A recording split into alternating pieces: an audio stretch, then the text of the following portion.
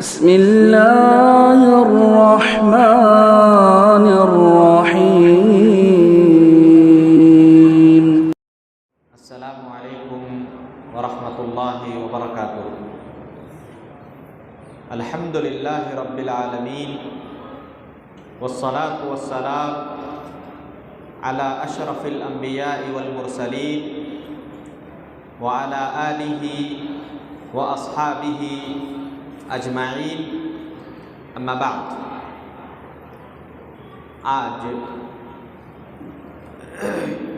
قیام اللیل میں 9ویں پارے کی تلاوت کی گئی۔ یہ پارہ شروع ہوتا ہے اعوذ باللہ من الشیطان الرجیم، بسم اللہ الرحمن الرحیم۔ قال الملأ الذین استکبروا من قومہ لنخرجنک یا شعیب والذین آمنوا معک من قریتنا او لتعودن فی ملتنا قال اولو کنا کارہین۔ یہ پارے کی شروعات ہوتی ہے شعیب علیہ السلام کی دعوت سے۔ شعیب علیہ السلام نے جب اپنی قوم کو بلایا ایمان لانے کے لیے، تو ان کی قوم نے کہا کہ ہم آپ کو اپنی بستی سے نکال دیں گے، ہم آپ کو اپنی بستی سے نکال دیں گے، یعنی شہر بدر کر دیں گے۔ لیکن ہوا یوں کہ اللہ تعالیٰ نے ان پر عذاب نازل کیا اور زلزلے آئے اور ان کی قوم کو ہلاک کیا۔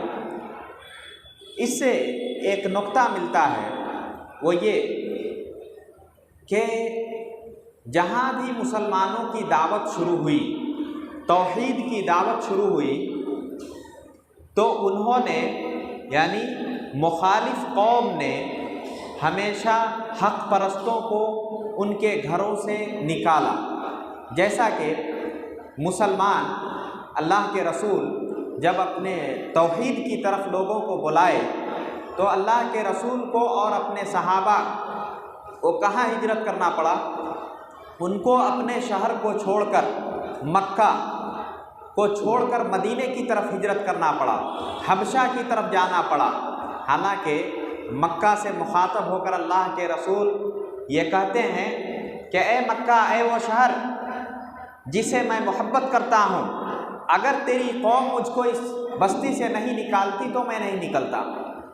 کوئی بھی شخص اپنے مادر وطن، جہاں پہ اس کی پیدائش ہوتی ہے، جہاں پہ وہ پیدا ہوتا ہے، جہاں پہ اس کا بچپن گزرتا ہے اور جہاں پہ اس کی جوانی گزرتی ہے، وہ جگہ انسان کے دل میں گھر کی ہوئی ہوتی ہے۔ اس جگہ کو چھوڑنا نہیں چاہتا ہے انسان۔ اور جب ہجرت کا مرتبہ اسی وجہ سے اتنا بڑا ہے، یعنی اس کا بہت بڑا ثواب ہے کہ الہجرت تجب ما کان قبلہا، یعنی ہجرت سے پہلے جو گناہ ہوتے ہیں اللہ معاف کر دیتا ہے۔ اگر دین کو بچانے کے لیے کوئی ہجرت کر جائے، اپنے شہر کو چھوڑ دے، تو اللہ کے رسول اور ان کے صحابہ اپنے دین کو بچانے کے لیے، دین کی تبلیغ کے خاطر انہوں نے اپنے شہر کو چھوڑ دیا۔ تو پتہ یہ چلا کہ ہر وہ قوم جس نے توحید کی دعوت دی اسے اس کے گھر سے نکالنے کی بات کی گئی، لیکن ان پر عذاب آیا اور عذاب آنے کے بعد وہ لوگ ہلاک کر دیے گئے۔ اللہ تعالیٰ نے کہا کہ اگر یہ بستی والے ایمان لاتے تو ہم کیا کرتے؟ لَفَتَحْنَا عَلَيْهِمْ بَرَكَاتٍ مِّنَ السَّمَاءِ، اگر یہ ایمان لاتے اور تقوی اختیار کرتے۔ یہاں دیکھیے اس آیت میں دو چیزوں کا تذکرہ ہے کہ اگر وہ ایمان لاتے اور دوسرا تقوی اختیار کرتے تو ہم ان پر آسمان اور زمین کی برکتیں کھول دیتے۔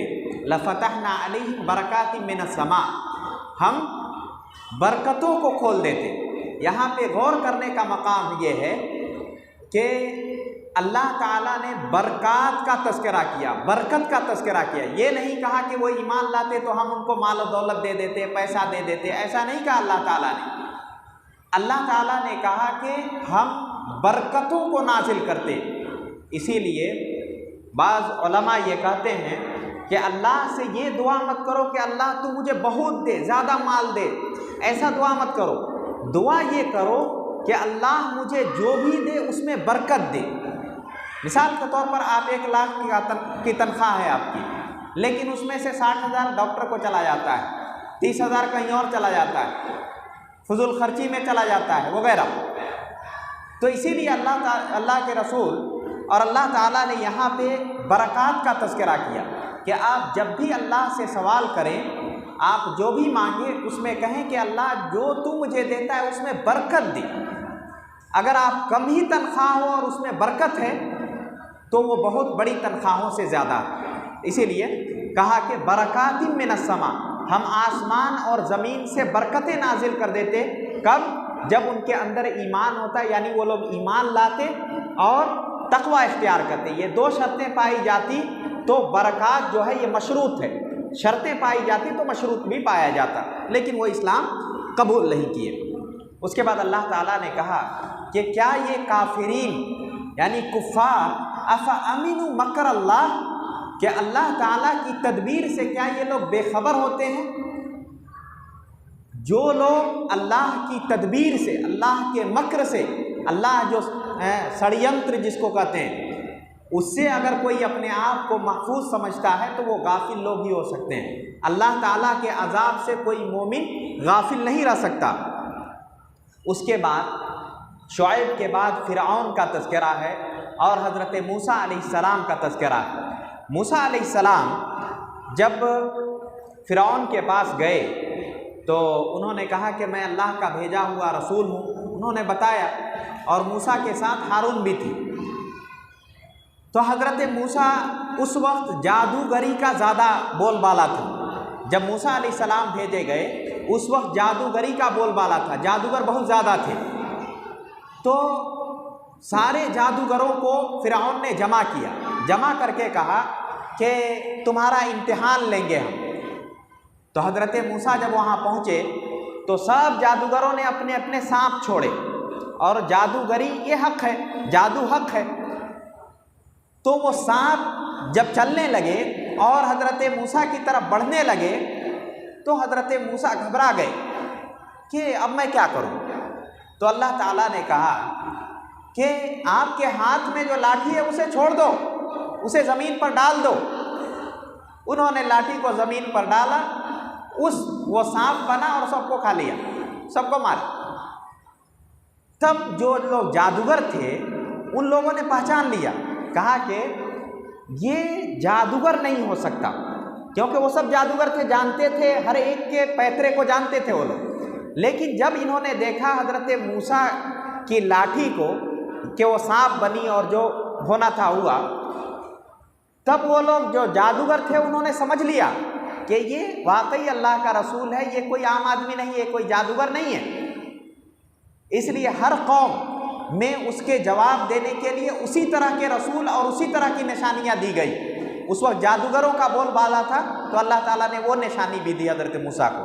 حضرت موسیٰ اس کے بعد وہ لوگ جتنے جادوگر تھے وہ لوگ سب اسلام قبول کر لیے، سب سجدے میں گر گئے اور پھر توبہ کر کے اسلام قبول کر لیے۔ لیکن فرعون نے کہا کہ میں نے تمہیں اجازت دی نہیں اور تم اسلام قبول کر لیے، میں تمہارے ہاتھ کو پیر کو کاٹوں گا، یعنی بائیں ہاتھ کو دائیں پیر کو، دائیں ہاتھ کو بائیں پیر کو کاٹوں گا، پھر تم کو سولی پر چڑھاؤں گا، یعنی اتنی دھمکیاں دی فرعون نے۔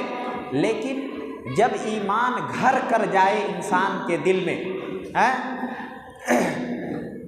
کیا غم ہے اگر ساری خدائی ہو مخالف، کیا غم ہے اگر ساری خدائی ہو مخالف، کافی ہے اگر ایک خدا میرے لیے۔ یعنی بندہ جب ایمان لاتا ہے، مومن ہو جاتا ہے، تو پھر ساری خدائی اس کے مخالف ہو جائے، کوئی غم نہیں۔ آپ دیکھیں کہ اللہ کے رسول کے صحابہ ان کو کس طرح نہیں ستایا گیا۔ حضرت بلال حبشی، جن کے بارے میں آپ نے سنا ہوگا، پڑھا ہوگا، ایک کالے کلوٹے غلام، ان کا مرتبہ اللہ کے نزدیک کیا ہے کہ اللہ کے رسول ان سے پوچھتے ہیں کہ اے بلال، تم کون سا ایسا عمل کرتے ہو کہ میں تمہاری آہٹ جنت میں میں اپنے سامنے محسوس کیا۔ گویا کہ اللہ کے رسول نے دیکھا کہ میرے سامنے حضرت بلال چل رہے ہیں، اللہ کے رسول کے سامنے۔ تو حضرت بلال نے کہا کہ کوئی خاص عمل نہیں ہے، بس میں باوضو رہتا ہوں اور جب بھی وضو کرتا ہوں 2 رکعت نماز پڑھتا ہوں۔ تو اللہ تعالیٰ نے وہ اس حبشی غلام کو، ان کو کتنا ستایا گیا۔ دوسرے صحابہ حضرت عمار، حضرت یاسر کی ماں، جن کو لٹکا کے ان کو تیر سے مار دیا گیا، قتل کر دیا گیا۔ اسی طرح دوسرے خبیب، حضرت خبیب، ان کو کتنا ستایا گیا۔ صحابہ کو بہت ساری تکلیفیں دی گئی، لیکن انہوں نے یہی کہا کافی ہے اگر ایک خدا میرے لیے ہے۔ یعنی لاکھ تکلیفیں جھیلتے رہے، قتل ہوئے، مارے گئے۔ جو غلام ہوتا اس کے آقا جو کافر ہوتا خوب ستاتا، اس کے ناک میں دھواں دیتا، اس کو مطلب جو تکلیفیں ہو سکتی تھی۔ حضرت بلال کو آگ بچھا کے اس پر لٹایا جاتا اور ان کی جو چربی پگھلتی اس سے وہ آگ بجھتی تھی۔ اللہ اکبر! وہ صحابہ تھے جنہوں نے چاہے لاکھ مصیبتیں آئی لیکن انہوں نے دین کو نہیں چھوڑا۔ اسی طرح یہ جب جادوگر اسلام قبول کر لیے، اس کے بعد فرعون نے کہا کہ ہم یہ کر دیں گے، تم کو مار دیں گے، قتل کر دیں گے، تو انہوں نے کہا کہ کافی ہے اگر ایک خدا میرے لیے ہے۔ اگر اللہ تعالیٰ پر ہم ایمان لائے ہیں تو اللہ ہماری حفاظت کرے گا۔ اگر ہم قتل بھی ہو گئے تو یہ دنیاوی زندگی برباد ہوئی تو آخرت بن جائے گی۔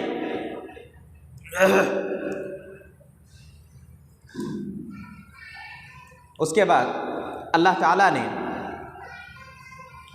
ان کا قول نقل کیا، یعنی جادوگروں کا قول نقل کیا، کہا کہ قالوا آمنا برب العالمین رب موسیٰ و ہارون۔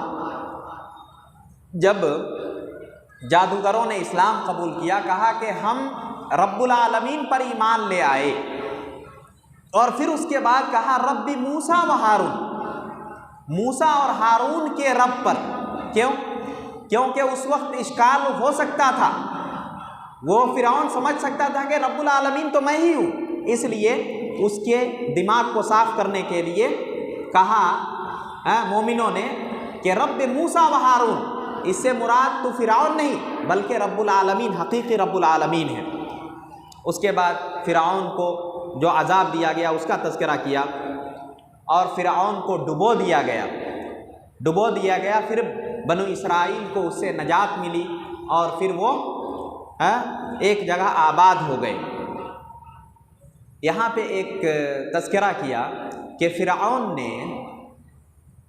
نے کیا کہا تھا کہ یقتلون ابناءکم ویستحیون نساءکم۔ جب ان کے جو جادوگر تھے انہوں نے بتایا کہ ایک شخص آئے گا، بہت غور سے سنیے گا، ایک شخص آئے گا جس کو اللہ بھیجے گا اور تمہاری حکومت اس کے ہاتھوں سے ختم ہو جائے گی، یعنی تمہاری حکومت ختم ہو جائے گی اس کی وجہ سے۔ اب اس کو ڈر لاحق ہوا، اس نے کہا کہ کوئی مرد ہی آئے گا نا، تو ہاں مرد آئے گا۔ تو سب کو، جتنے بھی لڑکے پیدا ہوئے ان کو قتل کرنا شروع کیا، اور قتل کرتے یعنی جو بچے ہوتے ان میں سے لڑکیوں کو چھوڑ دیتا، لڑکوں کو قتل کر دیتا، اس ڈر سے کہ یہ جب بڑا ہوگا تو میری حکومت اس کے ہاتھوں چھن جائے گی۔ ٹھیک ہے، سب کو قتل کیا۔ حضرت موسیٰ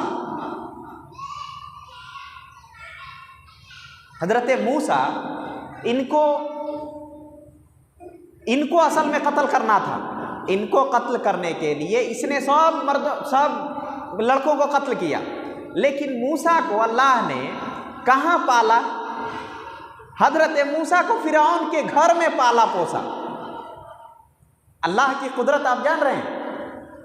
فرعون نے سارے بچوں کو قتل کیوں کیا؟ کہ کوئی ایسا پیدا نہ ہو جو ہماری حکومت کو چھین لے۔ لیکن اللہ تعالیٰ کی حکمت کو دیکھیے کہ اللہ تعالیٰ نے حضرت موسیٰ کو اسی کے گھر میں پالا پوسا، اور اس میں ہاتھ کس کا تھا؟ اس میں ہاتھ تھا اس کی بیوی کا، اس کی بیوی کا ہاتھ تھا. اس نے کہا کہ ہم اس کو لیں گے، اس کو بیٹا بنا لیں گے وغیرہ. اور میں نے اس سے پہلے کہا تھا کہ انسان سب سے زیادہ کمزور کہاں ہوتا ہے؟ بیوی کے پاس. وہ بادشاہ کس کو، جس کے لیے سارے بچوں کا قتل کیا، اس شخص کو اپنے گھر میں پالا. اس سے بڑی اللہ کی قدرت کی نشانی اور کیا ہو سکتی ہے کہ جس کو قتل کرنے کے لیے اتنے لوگوں کو قتل کیا، اللہ نے اس کو اسی کے گھر میں پالا. یہ ہے اللہ رب العزت، یہ ہے اللہ کی قدرت. اس کے بعد اللہ تعالیٰ نے حضرت موسیٰ کے قول کو نقل کیا. حضرت موسیٰ نے جب طور پر اللہ تعالیٰ نے ان کو بلایا کہ تم آؤ طور پہ، میں تم کو نشانی دوں گا، تم کو کتاب دوں گا وغیرہ. حضرت موسیٰ جب وہاں گئے تو حضرت موسیٰ نے ایک التجا کی، اللہ تعالیٰ سے کہا کہ اللہ میں تجھے دیکھنا چاہتا ہوں، تو ہمارا رب ہے. ہر ایک مومن کی خواہش ہوتی ہے اپنے رب کو دیکھے. تو حضرت موسیٰ نے کہا کہ اللہ میں تجھے دیکھنا چاہتا ہوں. تو اللہ تعالیٰ نے کہا کہ ٹھیک ہے، آپ کا اگر یہ مطالبہ ہے. دیکھیے اللہ تعالیٰ انکار نہیں کرتا ہے کسی بھی انبیاء کے. اس سے پہلے میں نے ابراہیم علیہ السلام کا جو کیف تحیی الموتیٰ کا تذکرہ کیا تھا، اللہ انکار نہیں کرتا ہے. اللہ نے کہا کہ ٹھیک ہے، میں اپنا ایک جھلک دیتا ہوں، میں اپنی ایک تجلی دیتا ہوں. اگر تم اور یہ جو پہاڑ ہے یہ اپنی جگہ سالم رہے تب تو تم دیکھ پاؤ گے. اس کے بعد اللہ نے اپنی تجلی دی اور وہ پورا جو ہے پہاڑ اپنی جگہ سے خلاص، وہ جو تذکرہ کیا گیا، حضرت موسیٰ بے ہوش ہو کے گر گئے. گویا کہ انسان کی نگاہوں میں وہ طاقت نہیں ہے کہ ان ظاہری آنکھوں سے اللہ کو دیکھ سکے. اس دنیا میں رہتے ہوئے انسانوں کی آنکھوں میں وہ طاقت نہیں ہے کہ اللہ رب العالمین کو دیکھ سکے. تو اللہ تعالیٰ نے کہا کہ اگر یہ پہاڑ اپنی جگہ مستقر رہا اور تم دیکھتے رہے تو دیکھ پاؤ گے، لیکن حقیقت یہ ہے کہ وہ انسان طاقت نہیں رکھتا ہے. تو اللہ تعالیٰ نے تجلی دی وہاں پہ. لیکن حقیقتاً اگر کوئی کہے کہ اللہ کے رسول نے، یا ہاں ایک اور مسئلہ ہے یہاں پہ، کیا اللہ کے رسول نے اللہ کو دیکھا ہے؟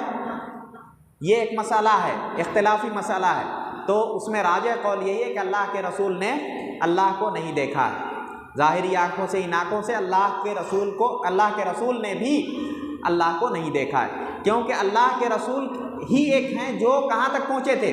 سدرۃ المنتہا، جہاں پہ حضرت جبرائیل رک گئے وہاں سے آگے اللہ کے رسول ہی گئے ہیں. تو اس لیے بعض علماء کا یہ کہنا ہے کہ اللہ کے رسول نے اللہ کو دیکھا ہے. تو وہ ایک الگ عقیدے کا مسئلہ ہے. حضرت موسیٰ جب لوٹے طور سے تو لوٹنے کے بعد دیکھا کہ انہوں نے بچھڑا بنایا، سارے لوگوں کے سونے چاندی سب جمع کر کے بچھڑا بنایا. پھر اس میں پھونک ماری تو کچھ آواز آئی، بس اس کو پوجنے لگے. ہارون اس وقت یہیں پہ تھے، ان کو چھوڑ کر حضرت موسیٰ طور پر گئے تھے. جب آئے دیکھا کہ یہ تو بت پرستی شروع ہو گئی ہے. تب حضرت موسیٰ نے حضرت ہارون کا بال پکڑا اور کھینچتے ہوئے کہا کہ میرے بھائی تو نے کیا کیا؟ میں تجھے چھوڑ کر گیا تھا، تو نے کیا کیا؟ یہ لوگ بت پرستی میں مبتلا ہو گئے، میں تجھے یہاں چھوڑ کر گیا تھا. تب حضرت ہارون نے کہا کہ مجھے سرزنش مت کیجئے، کیونکہ یہ لوگ مجھے قتل کرنے پہ تلے ہوئے تھے. گویا کہ اس سے پتہ چلا کہ انسان اپنی جان کو ہلاکت میں نہیں ڈال سکتا، بلکہ جتنا اس کی استطاعت ہے، لا یکلف اللہ نفسا الا وسعہا، جتنی اس کی استطاعت ہے اتنا ہی وہ دین کی خدمت کر سکتا ہے، یا جو بھی کرنا ہے، اللہ کی عبادت ہو، جو بھی ہو. لا یکلف اللہ نفسا الا وسعہا. پھر اس کے بعد جب ان کا غصہ ٹھنڈا ہوا پھر اللہ سے مغفرت طلب کی. پھر اس کے بعد یہودیوں کا تذکرہ کیا قرآن نے. یہودیوں کا تذکرہ کیسے کیا؟ یہودیوں کو آزمانے کے لیے ان کا سب سے بڑا جو کام تھا وہ مچھلیوں کو پکڑنا تھا. مچھلیوں کو وہ لوگ پکڑتے تھے. تو ان کو آزمانے کے لیے اللہ تعالیٰ نے یہ کہا کہ یوم السبت کو تم مچھلیاں نہیں پکڑو گے، اس میں صرف عبادت کرو گے. اور ہوا یوں کہ یوم السبت کو مچھلیاں दूसरे अय्याम में वो लोग शिकार करने जाते, मछलियाँ किनारे नहीं आती, और यौम सब्त को किनारे आती, खूब सामने लौटती पोड़ती हैं मछलियाँ। उसके बाद अब ये लोग सोचते रहे कि अब हमको तो शिकार नहीं कर पा रहे हैं, अब क्या करें। तो इन्होंने हीला इख्तियार किया। हीला कैसा? शनिचर जुमा के दिन वो लोग क्या करते, नालियाँ बना देते अपने घरों में। जब मछलियाँ आती, शनिचर के रोज़ मछलियाँ आती, बस वहाँ पे रास्ता बंद कर देते और दूसरे दिन उन मछलियों को जाकर पकड़ लेते थे। हीला इख्तियार किया। तो अल्लाह के हुक्म को नहीं माना इन लोगों ने, तो अल्लाह ताला ने उनको बंदर और खिंजीर बना दिए। तो बंदर और खिंजीर बना दिया गया उनको। यहाँ पे मसला ये है कि आज जो बंदर पाए जाते हैं, क्या ये वही यहूदी हैं? तो राजिह कौल के मुताबिक ये वही यहूदी नहीं है, ये बंदर एक मखलूक है। और यहूदी लोग जो बंदर बनाए गए थे, हैं जो बंदर उनकी नस्ल नहीं फैली, बल्कि वो लोग वक्त आने पर वो लोग मर गए, वो लोग ख़त्म हो गए। उनकी नस्ल से ये बंदर नहीं है, बल्कि बंदरों की एक नस्ल अल्लाह ताला ने पैदा की है। उसके बाद कहा कि सिर्फ खाना पीना ही हमारी ज़िंदगी का मकसद नहीं है, सिर्फ खाना पीना सोना यही हमारी ज़िंदगी का मकसद नहीं है। उसके बाद कुत्ते का तज़किरा किया, कमथलिल कल्बी इन तहमिल अलैहि यलहथ, कि कुत्ता को जो है देखेंगे कि हर वक्त वो मुंह को ज़बान निकाले रहता है, हर वक्त ज़बान वो निकाले रहता है। उसकी मिसाल दे के कहा कि इंसान जो है, बहुत सारे लोगों को आप देखेंगे जिनको कोई काम नहीं होता फिर भी वो दौड़ते रहते हैं, जिनके कोई मशगला नहीं होता फिर भी वो दौड़ते हैं। लेकिन उसकी वजह क्या है? एक कुत्ते को आप देखेंगे दौड़ता ही रहेगा, उसका कोई काम नहीं। लेकिन इंसानों को मकसद से पैदा किया गया, कुत्तों का मकसद नहीं होता। इंसानों को बामकसद ज़िंदगी दी गई। अल्लाह ताला ने कहा वमा खलक़तुल जिन्न वल इंसा इल्ला लियअबुदून, ये मकसद है।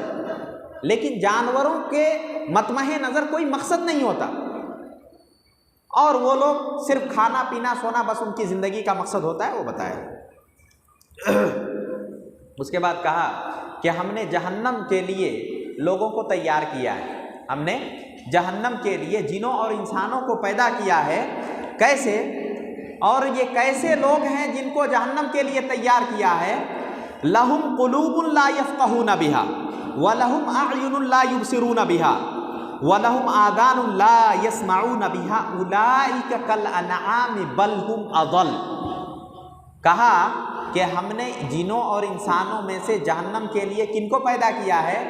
जिनके दिमाग तो हैं लेकिन उससे वो समझते नहीं, उनकी आँखें तो हैं लेकिन आँखों से देखते नहीं, कान तो हैं लेकिन सुनते नहीं, वो जानवरों की तरह हैं, बल्कि जानवरों से भी बदतर हैं। जानवरों को ये चीज़ें नहीं दी गई, इसलिए ये अज़ल हैं कि इनको दी गई तब भी ये जानवरों की तरह है। यानी सोचते नहीं, समझते नहीं, देखते नहीं, अल्लाह की निशानियों को नहीं देखते, कुरान की आयतों को नहीं सुनते, ये लोग बेवकूफ़ हैं। लोगों को आप देखेंगे चौराहों पे, रोडों पे घूमते रहेंगे, अच्छी मजलिसों में बैठने की तौफीक नहीं होती, रोडों पे घूमते रहेंगे, कुरान नहीं पढ़ेंगे, नमाज गुजरता रहेगा, तरावी होती रहेगी, दुकान चलाते रहेंगे। अल्लाह के बंदे, ये रिज़्क़ अला रग़्म अनफ़िक, कि रिज़्क़ जो है वो आनी ही है, चाहे आप धुतकार देंगे उस रिज़्क़ को, वो रिज़्क़ आएगी। लेकिन हम मुसलमान ऐसे हैं जो रिज़्क़ के पीछे लग के आखिरत को भुला देते हैं। उसके बाद कहा कुल ला अमलिकु लिनफ्सी नफ़अन वला दर्रा, यानी नबी ये कहते हैं कि मैं अपने जान के लिए भी कोई भलाई या बुराई का इख्तियार नहीं रखता। अगर मैं लौ कुन्तु आलमुल गैब, अगर मैं गैब जानता तो खैर ही खैर जमा कर लेता। अगर मैं जानता कि उहद में शिकस्त होने वाला है तो मैं पहले से उसकी तैयारी कर लेता या जाता ही नहीं। अगर मैं गैब जानता तो 1 महीने तक हज़रत आयशा के ताल्लुक़ से वो परेशान रहे, परेशान नहीं होते। अल्लाह के रसूल पे जादू किया गया, अगर गैब जानते तो वो परेशान नहीं होते। تو اللہ کے رسول نے سے کہلوایا گیا کہ آپ غیب نہیں جانتے ہیں، آپ غیب نہیں جانتے ہیں، اور غیب دنیا کا کوئی بھی نہیں جانتا ہے سوائے اللہ کے۔ اس کے بعد کہا هو الذی خلقکم من نفس واحدہ وجعل منها زوجہا لیسکن الیہا۔ یہاں پہ یہ بڑی اہم بات بتائی گئی کہ اللہ تعالیٰ نے ہر چیز کے جوڑے پیدا کیے، ہر چیز کے جوڑے پیدا کیے، اور اس کے بعد کہا کہ ایک نفس سے ہم نے پیدا کیا اور جوڑا پیدا کیا، لیسکن الیہا، تاکہ اس کی طرف وہ سکون اختیار کرے، راحت آرام حاصل کرے۔ گویا کہ انسان جو شادی کرتا ہے، انسان کوئی بھی مرد کی بیوی، وہ سکون کا ذریعہ ہے۔ آج بے چینی کے اس دور میں انسان گھر سے باہر جاتا ہے، جو آج طلاق، اختلافات، لڑائی جھگڑے جو ہوتے ہیں، اس کی اصل وجہ کیا ہے؟ اس کی اصل وجہ یہ اس آیت کو نہیں سمجھنا ہے۔ لیسکنوا الیہا، ایک مرد گھروں سے باہر جاتا ہے، دنیا بھر کی نعمتیں کماتا ہے، اپنے آپ کو صبح سے شام تک تھکا دیتا ہے، اپنے جسم کو جسم نہیں سمجھتا، اپنی نیند کو قربان کر دیتا ہے، اپنی راحت کو قربان کر دیتا ہے، صرف کس کے لیے؟ صرف اپنے بیوی بچوں کے لیے، والدین کے لیے۔ لیکن وہی نوجوان، وہی شخص مرد دنیا کی ساری صعوبتیں، ساری مصیبتیں جب برداشت کر کے اپنے گھر میں داخل ہوتا ہے، تو پہلے کیا ہوتا تھا کہ جب وہ آئے تو اللہ کے رسول کی ہدایت یہ تھی کہ اذا رأت کا سرت، کہ عورت کی یہ خصلت ہونی چاہیے کہ جب شوہر گھر میں آئے تو وہ مسکرائے اور مسکرا کے اس کا استقبال کرے۔ اگر مرد گھر میں آتا ہے تو اسے پہلے اپنے مسائل ظاہر نہ کرے۔ ایک صحابی جن کا ایک بیٹا تھا، ایک عورت، وہ مر چکا، بیمار تھا، وہ گئے کام کرنے، وہ مر چکا، لیکن وہ اسی دوران وہ انتقال کر گیا، تو انہوں نے، جو عورت تھی ان کی، انہوں نے اس بچے کو بہت حفاظت سے رکھ دیا، اور جب وہ آئے تو ان کو پانی دیا، کھلایا پلایا بیٹھ کے۔ پھر اس کے بعد اس عورت نے ان سے کہا کہ کیا کوئی کسی کی امانت ہو اور کسی کے پاس رکھی ہوئی ہو، پھر وہ امانت لے لے تو کیا اس کو اعتراض ہونا چاہیے؟ تو انہوں نے کہا کہ نہیں۔ تب جا کے انہوں نے بتایا کہ ہمارا بیٹا جو ہے وہ انتقال کر چکا ہے۔ یہ تھی عورتیں، اور یہ تھا ان کا گھریلو ماحول۔ ہمارے ماحول میں کیسا ہوتا ہے؟ اگر شوہر لاکھ دھوپ میں جل کے آیا ہو، لاکھ پریشانیاں جھیل کر آیا ہو، وہ آتے ہی عورت کیا کرتی ہے؟ اس کی اپنی ساری پریشانیوں کو پہلے اس کے منہ پہ مار دیتی ہے۔ اب ظاہر سی بات ہے، مرد ہے، پریشانیوں کو برداشت کر کے آیا ہے، پریشان ہے، وہاں سکون ملنے کے بجائے اور پریشانی مل جاتی ہے۔ اور ظاہر سی بات ہے جب آدمی کو سکون نہیں ملتا تو پھر اس کا ذہن ادھر ادھر بھٹکنا شروع ہوتا ہے، پھر وہ گھر آنا نہیں چاہے گا، پھر اس کے بعد کچھ اور پریشانیاں ہوں گی، پھر طلاق تک مسئلے پہنچیں گے۔ اس لیے کہا جو لیسکنوا الیہا، یعنی جب وہ آئے، جب مرد گھر میں آئے تو اس کے سکون کا ذریعہ ہو عورت، ماں، بیوی، بچے، یہ سب اپنے مسائل پہلے نہ پیش کریں، بلکہ جب باہر سے آنے والا آدمی ہے جو شوہر ہے، اس کو چاہیے وہ آئے تو اپنی پریشانیوں کو بھی وہ باہر چھوڑ کر آئے، اپنی پریشانیوں کو لے کر نہ آئے، تب جا کے گھروں کا ماحول سکون کا ہوگا، تب جا کے لیسکنوا الیہا ہوگا۔ اس کے مسائل باہر کے پریشانیوں کی وجہ سے گھر میں جھگڑا کرے، یا عورتیں مردوں کے آتے ہی اپنے مسائل کا بوچھار کر دیں، یہ ساری چیزیں گھروں کے سکون کو برباد کرتی ہیں۔ اس کے بعد کہا خذ العفو، یعنی تم معاف کرنے کو لازم پکڑو۔ کیا مطلب ہے اس کا؟ معاف کرنا، خذ العفو، معاف کرنے کو لازم پکڑو، معاف کرو۔ اللہ تعالیٰ بہت سارے تمہارے گناہوں کو معاف کرتا ہے، تم بھی لوگوں کے گناہوں کو، لوگوں کی غلطیوں کو معاف کرو۔ وَأَعْرِضْ عَنِ الْجَاهِلِينَ، یہ ایک چھوٹی سی آیت ہے، خذ العفو وَأْمُرْ بِالْعُرْفِ وَأَعْرِضْ عَنِ الْجَاهِلِينَ، یہ چھوٹی سی آیت ہے لیکن اس میں اخلاق کے پورے طریقے بتا دیے گئے۔ کہا، سب سے پہلے کہا کہ تم معاف کرو، यानी अपने दिल को बड़ा करो, एक अदब। दूसरा अदब, तुम उनको अच्छाई का हुक्म दो। वअरिज़ अनिल जाहिलीन, जाहिलों से एराज कर लो। दूसरी आयत में अल्लाह ताला ने कहा वइज़ा खातबहुमुल जाहिलूना क़ालू सलामा, कहा कि जब वो, यानी मोमिनीन की सिफत को बताते हुए कहा कि जब वो जाहिलों से मुखातब होते हैं तो उनसे एराज कर लेते हैं, यानी उनसे बहस मुबाहसा नहीं करते। गोया कि कोई बदखुल्क आदमी आपसे बात करना चाहे या गाली दे, कुछ कहे, तो वहाँ से हट जाओ, उससे गुफ्तगू ही नहीं करो। वारिज़ अनिल जाहिलीन। उसके बाद कुरान के बारे में कहा कि जब कुरान पढ़ा जाए तो तुम उसको गौर से सुनो। यहाँ पे एक मसला है छोटा सा कि सूरह फातिहा नमाज़ों में पढ़ना चाहिए कि नहीं, क्योंकि इमाम पढ़ रहा है उसको सुनने का हुक्म है।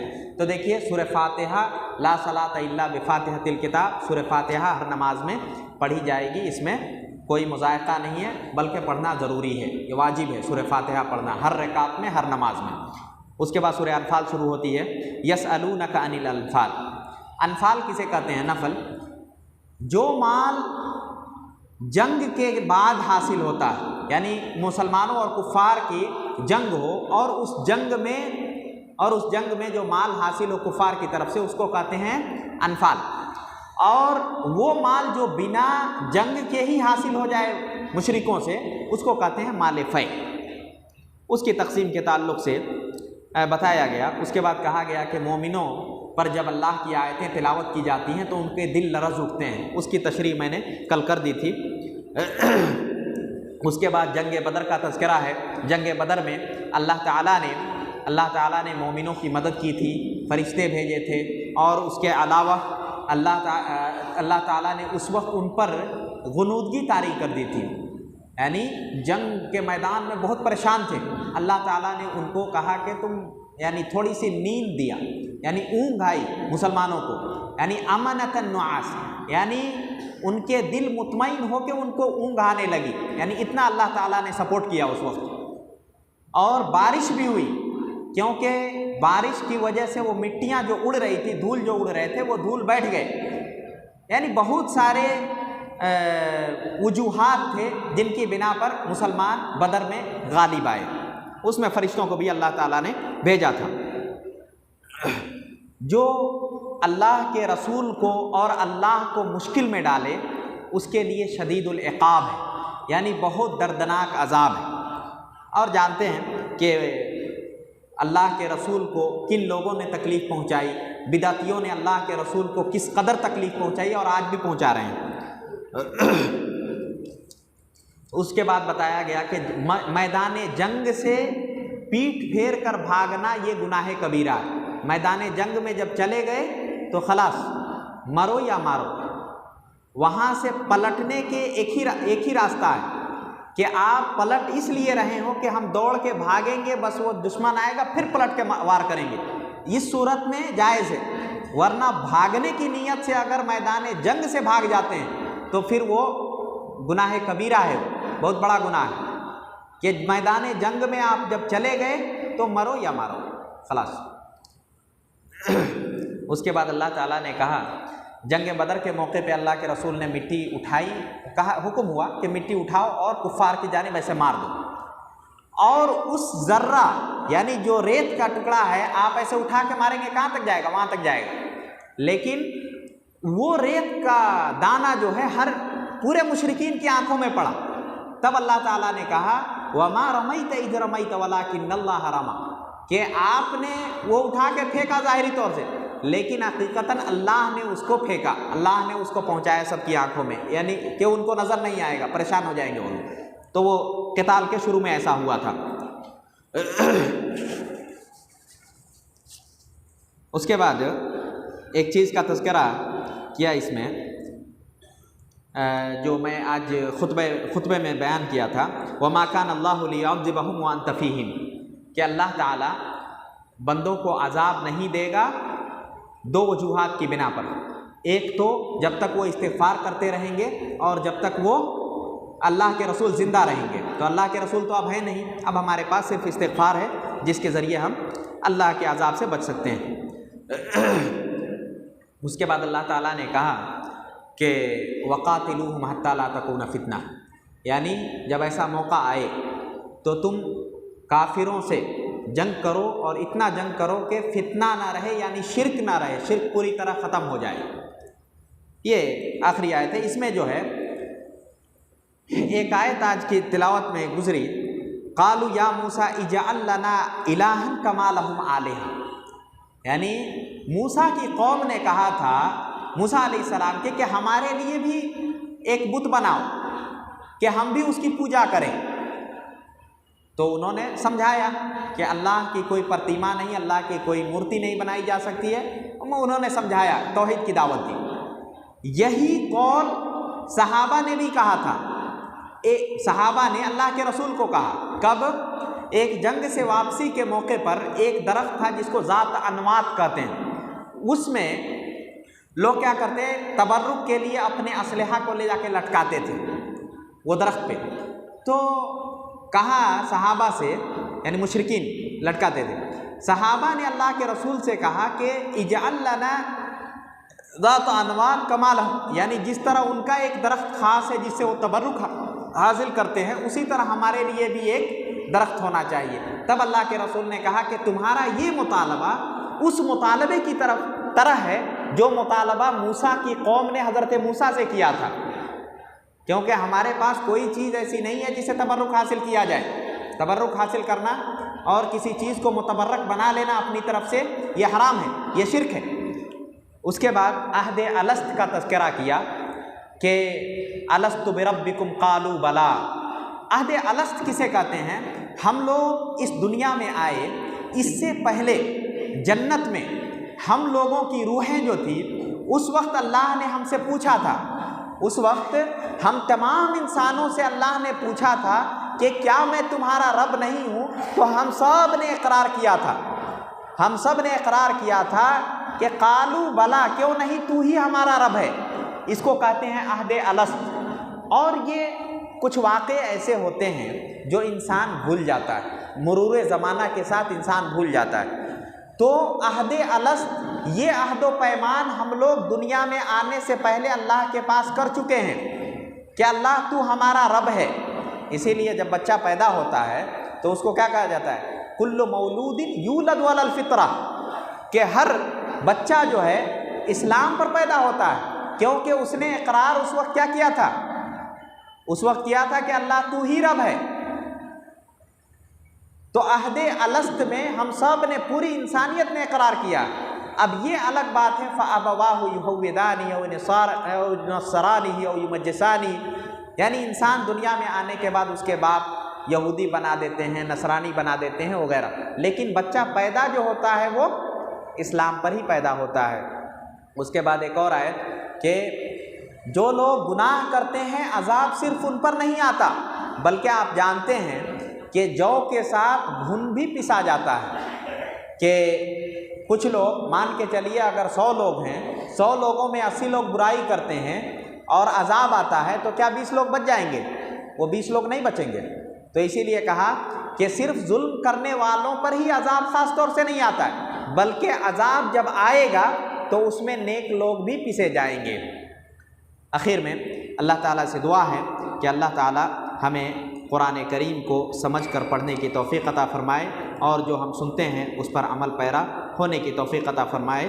آمین۔ وآخر دعوانا ان الحمد للہ رب العالمین۔